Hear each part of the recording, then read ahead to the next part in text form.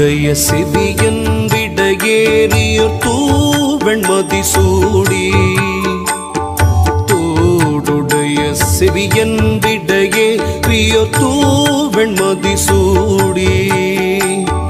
காடுடைய சுடலை பொடி பூசியன் உள்ளம் கவக்கள்வன் காடுடைய சுடலை பொடி பூசியன் உள்ளம் கவக்கள்வன் ஏடுடைய மலரான் உன்னை நான் பணிந்தே அருள் செய்த